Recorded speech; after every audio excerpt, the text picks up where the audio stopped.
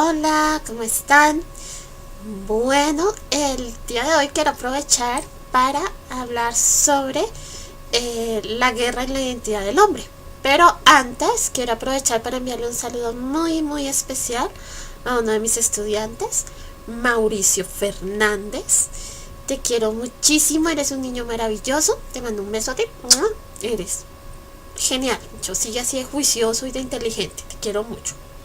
Bien. Quiero abordar este tema de la guerra en la identidad del hombre por una pregunta que me formularon hace poco, precisamente sobre la necesidad del hombre en la guerra, si el hombre se perpetúa por medio de la guerra, cuál es el estado en que debe estar el hombre, en fin. Bien, pues para empezar siempre es importante entender que se ha hecho una categorización en la guerra justa y la guerra injusta. Esto ha ido a la necesidad de poner la guerra dentro de leyes, y estas leyes tienen pues que regular hasta qué punto la guerra es o no debida para un estado. Entonces nos vamos a encontrar con que la guerra justa es la que responde a una injuria, a un ataque, a algo en que de verdad el país víctima se está sintiendo evidentemente vulnerado en sus derechos. La guerra injusta es la que se realiza cuando se busca intereses y cuando se trata de simplemente quitarle beneficios a otro país por el simple hecho de fortalecerse otro. Es la intromisión que muchas veces se puede ver de potencias en pequeños países que generan violencia para poderse hacer con sus recursos naturales. Entonces ahí ya podemos ir viendo más o menos la diferencia de guerra justa e injusta. Ahora, la guerra pues pasa a ser legitimizada por el derecho internacional. ¿Y qué hace el derecho internacional? Simplemente él expide tratados para tratar de humanizar la guerra. Suena absurdo porque uno diría humanizar la guerra si es algo donde se está matando gente, pero sí, la guerra tiene que tener un toque de humanidad porque es la que hace que se pueda pretender que con la guerra se está buscando algo bueno desde la visión política. Vamos a encontrarnos con que Thomas Hobbes dice que la sociedad de derecho y el Estado mismo nacen del instinto egoísta del hombre. Él dice que esto se inicia en una guerra de todos contra todos. El ser humano tiene y posee una necesidad de perpetuarse como especie, que en sí esa necesidad es la que encierra la búsqueda de identidad como especie humana. Necesita ser una especie que dure en el planeta, y para eso va a estar en guerra con los demás, consigo mismo, porque necesita perpetuarse, y se da cuenta que evidentemente en una eterna calma pues no va a lograr perpetuarse porque está rodeado de un mundo en un cierto modo hostil que hace que él tenga que actuar. Entonces, ¿qué sucede? Que el ser humano solo se puede organizar por medio de la represión a su propio estado, y esta represión inevitablemente viene por lo que llamaríamos guerra. Y la única forma en que el ser humano siente que debe organizarse es cuando siente que de verdad existe un poder superior a él que lo reprime, pero que al mismo tiempo ese estado puede ser liberador. En un cierto modo la guerra reprime, pero libera al ser humano. Ya desde el punto de vista, por ejemplo, filosófico, nosotros nos vamos a encontrar con aportes súper interesantes sobre la guerra, pero librada desde dentro de nosotros. Entonces nosotros nos vamos a encontrar a Friedrich Nietzsche diciéndonos como en el Zaratustra, precisamente cuando él aborda el capítulo de la guerra y los guerreros, él nos habla de este Zaratustra predicando y diciéndoles a las personas: no queremos que con nosotros sean indulgentes nuestros mejores amigos, ni tampoco aquellos a quienes amamos entrañablemente, Por ello, déjame que os diga la verdad, hermanos míos en la guerra. Os amo a fondo, yo soy y he sido vuestro guía, pero soy también vuestro mayor enemigo. Por ello, dejadme que os diga la verdad. Yo sé del odio y de la envidia de vuestro corazón. Aquí ya encontramos una visión muy antropológica del hombre. Odio y envidia, lo mismo que hablaría Thomas Hobbes de ese estado de guerra. No sois bastante grandes para no conocer odio y envidia. Sed pues bastante grandes para no avergonzaros de ellos.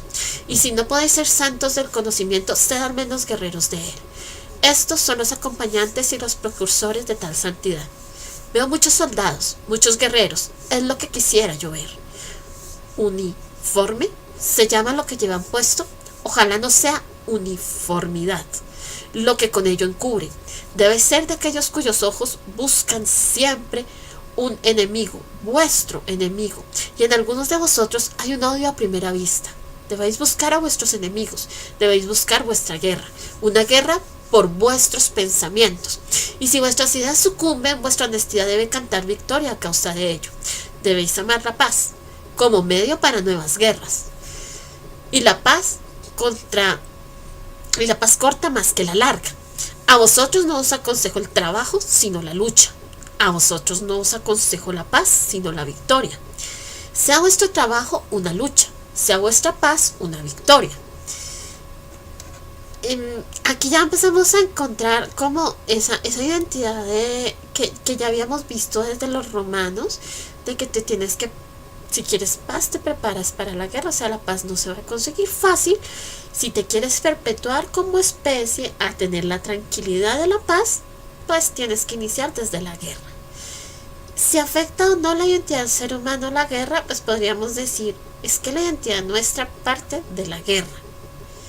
Lo que es hasta un cierto punto no natural al hombre es un estado de paz, pero producto de que es algo que nos ayuda a estar mejor, nosotros nos volcamos a buscar la paz, pero siempre por un recurso, el de la guerra. La paz del conocimiento, por ejemplo, se tiene que dar por medio de la guerra del aprendizaje, es decir, tengo que esforzarme para poder aprender algo. La paz política de un país inevitablemente va a estar antecedida de algún conflicto que haya hecho que las personas digan necesitamos la paz, y la vamos a defender y la vamos a buscar por medio de la guerra. El mismo estado del ser humano al ir creciendo es un estado de guerra continua, de cambios que generan que para poderse encontrar como un adulto tenga que pasar por etapas que le representan una guerra, como por decir algo la adolescencia, donde hay un conflicto entre lo que el ser humano es, entre lo que quiere, entre lo que desea hacer. Bien, esto sería como con lo correspondiente a lo que nos estaría diciendo Nietzsche en Hacia los Zaratustra. Es un libro espectacular, se los recomiendo, inclusive viene una versión en cómics muy bonita para los más pequeños. Bueno, ahora, ¿qué más nos dice Hobbes? Él decía que el hombre es un lobo para el hombre. Tal vez es por una de las frases más famosas que lo vamos a conocer. Si se observa a fondo, por ejemplo, las manadas de lobos, estas para perpetuarse obligatoriamente viven en un estado de guerra permanente. Pero es que la única forma en que una manada de lobos mantiene su estructura es por medio de tener estrategias de defensa y de ataque. Las sociedades humanas, para mantener la cultura, las leyes, la identidad, han tenido que hacerlo por medio del conflicto, en el cual triunfa el más fuerte. Y el más fuerte es el que se perpetúa.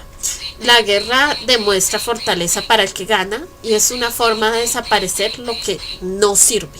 Es decir, simplemente llegamos a encontrarnos con que desde el punto de vista político, económico, religioso, se han librado guerras. ¿Y quién ha triunfado? El que siente que su creencia o su postura es más fuerte, al punto que esto lo ha convencido de que esta forma de pensar va a traer la paz, pero para imponer esa paz va primero a una guerra. Triunfa ¿Y qué hace? Desaparecer la otra forma que existía, la otra forma cultural o religiosa o política, porque se considera no apta. Se considera que no iba a llevar a la paz. Nietzsche nos decía que la reflexión nunca ha sido muy dada a reconocer que cabalga a lomos de un tigre. Realmente, cuando nosotros vemos los teóricos y la búsqueda, sobre todo hoy en día, del mundo posmoderno, de la felicidad, de la paz, de la tranquilidad, del bienestar, nunca nos hablan que para lograrlo vamos a tener que estar en un conflicto, en una guerra entre nosotros, o que para que un país logre su identidad cultural o logre defender sus recursos va a tener que ir por medio de una guerra. Eso no nos lo hablan porque pues en el posmodernismo realmente se ha volcado tanto a una política de bienestar que se olvida que inevitablemente el bienestar viene precedido y viene sobre hombros de la batalla para poderse conseguir, de la lucha, de tener que esforzarse para lograr algo. Entonces nos vamos a encontrar que Hobbes, bueno, volviendo con él, nos dice: la humanidad tiene un afán de poder que solo cesa con la muerte. Las riquezas, el poder, los placeres y los honores inclinan a la guerra. Si nos damos cuenta, en la teoría de lo que es el bienestar hoy en día y el vivir bien, que está la riqueza, los placeres, los honores, el poder. Pero todo esto se da por medio de la guerra. Entonces nos vamos a encontrar que además las tres causas de discordia en el hombre nos las propone Hobbes son la competencia, la gloria y la desconfianza. La competencia hace que los hombres se ataquen y por medio de este ataque saquen beneficios. La desconfianza les hace buscar seguridad y la gloria da reputación. Como no existe un poder común real que los atomerice a todos, por ejemplo, un dios, acordémonos que Hobbes nos proponía el Leviatán, este superpoder que haría regulado a todos los seres humanos, pero pues como realmente no existe para todos los seres humanos un mismo dios, entonces que todos estén bajo ese temor a un mismo dios, pues siempre va a haber un grupo de hombres que se exaltará contra otros en guerra, pero porque consideran que esto que este otro grupo expone no va a dar la paz, o sea, lo que ellos consideran paz, y en busca de su bienestar, de su identidad, pues van a usar la guerra, inevitablemente. Entonces, nos dice Hobbes, él trae esta idea de ese estado todopoderoso en la tierra, ese Dios que atemorizara a todos los ciudadanos, un monstruo bíblico, el cual era pues la gran solución que el hombre tendría para conservarse y que bajo la soberanía del Estado se garantizaría la paz, pero si nos damos cuenta sería una paz garantizada por medio de una amenaza de guerra, de un Dios que te castigaría si te portas mal. Porque ¿qué pasa? Sin Estado no se sociedad entre los hombres, sino un estado natural de desconfianza y terror mutuo. O sea, está el terror, está el miedo y está el buscar la identidad por medio de una guerra, de tener que luchar para conseguir un estado de bienestar. ¿Qué vamos a darnos cuenta? Que de esta forma el signo de esta soberanía es el poder dar y quebrantar la ley. El soberano es el que va a fijar la justicia y la moral, ya que lo justo y lo bueno pasan a definirse como lo coincidente con la voluntad del soberano. Y el soberano es el único poder legislativo, y el Estado la única forma de derecho. Incluso en los asuntos de índole espiritual o religiosa nos vamos a encontrar que nos proponía Hobbes que el soberano era el que tuviera la última autoridad y la última palabra para definir lo bueno y lo malo. Bien, uno diría, listo, y aquí ¿cómo respondimos entonces a esa identidad que necesitamos comprender del ser humano? Entonces, vamos a ver que además la paz nace producto de las pasiones del hombre, que lo incitan a la comodidad. Pero realmente la naturaleza del hombre es la guerra. Y son las leyes de la naturaleza las que llevan al hombre a la paz. Y de estas, destaca el que para lograr la paz se deben usar todas las ayudas posibles, incluso la guerra. La búsqueda de la paz es entonces un modo de perpetuarse que tiene el hombre, impulsado por una pasión. Es la paz, pero esta paz la tienen que encontrar por medio de su estado natural, que es la guerra. Lo natural del hombre es la guerra, pero por medio de la guerra busca modificar su identidad hacia la paz. Y la paz, en cierto modo, no es otra cosa que una búsqueda que nos dan nuestras pasiones para sentirnos mejor, para estar mejor, más cómodos, para poder tener mayor estabilidad en el planeta, durar más tiempo, estar más tranquilos, estar más cómodos. O sea, en cierto modo, claro, la guerra sí afecta nuestra identidad. ¿Por qué? Porque aunque nuestro estado natural es la guerra nos lleva hacia la paz.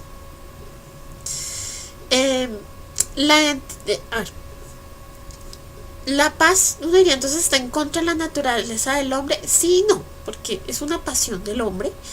Estado natural, la guerra, el conflicto. Todo el tiempo los seres humanos nos desenvolvemos dentro de conflictos para poder ir mejorando nuestra calidad de vida. Al mejorar nuestra calidad de vida estamos más cómodos.